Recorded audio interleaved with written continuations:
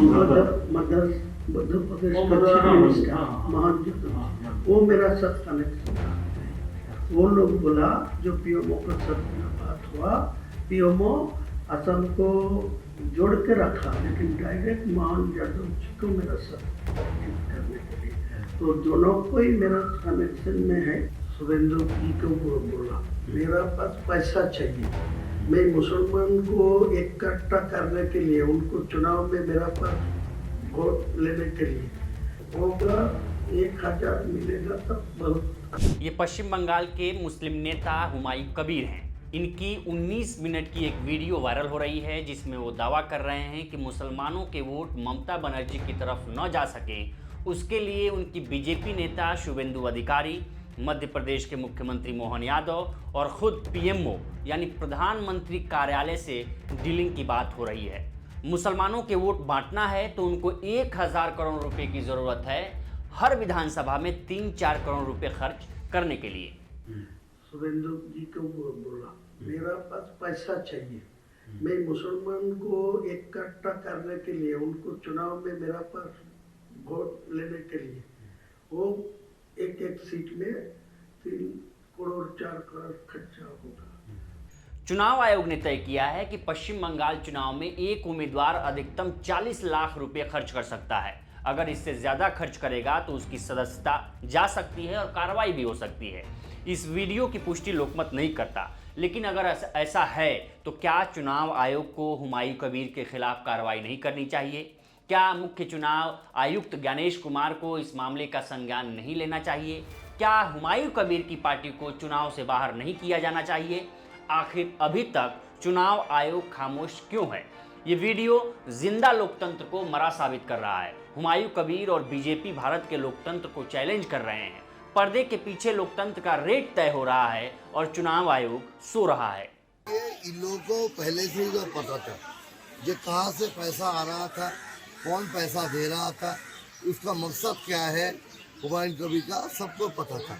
क्योंकि ये लोग का काम है ये बीजेपी से हाथ मिला के ये जो मुस्लिम वोट है ये वोट को करना चाहते हैं। ये इससे बड़ा गद्दार, हुमायूं कबीर से बड़ा गद्दार कोई नहीं है। एआईएमआईएम प्रमुख असदुद्दीन ओवैसी ने वीडियो सामने आने के बाद हुमायूं कबीर की पार्टी से संबंध और गठबंधन दोनों तोड़ लिया है। ओवैसी ने ट्वीट करते हुए लिखा है कि हुमायूं कबीर के खुलासों से पता चला है कि बंगाल के मुसलमान कितने कमजोर हैं। एआईएमआईएम ऐसे किसी भी बयान से अपने आप को नहीं जोड़ती है जिसमें मुसलमानों की ईमानदारी पर सवाल उठाया गया हो। आज से एआईएमआईएम ने कबीर की पार्टी के साथ अपना गठबंधन वापस ले लिया है। बंगाल के मुसलमान सबसे गरीब, नज़रअंदाज और दबे हुए समुदायों में से एक हैं। दशकों के सेकुलर शासन के बावजूद उनके लिए कुछ नहीं किया गया। इस ट्वीट की भाषा देखिए।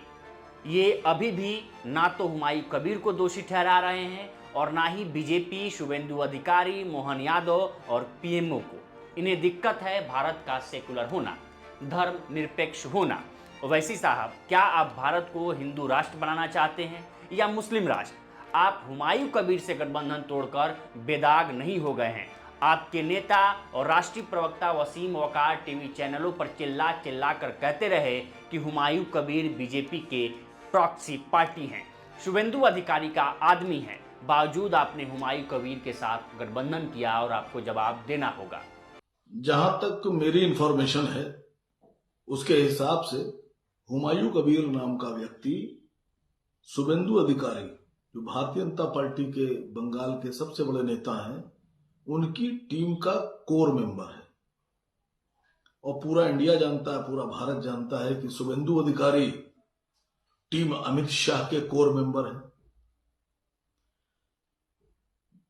पूरे हिंदुस्तान का मुसलमान, एक बात तो तय है कि पूरा मुसलमान कंस्ट्रक्टिव मानसिकता रखता है, डिस्ट्रक्टिव नहीं।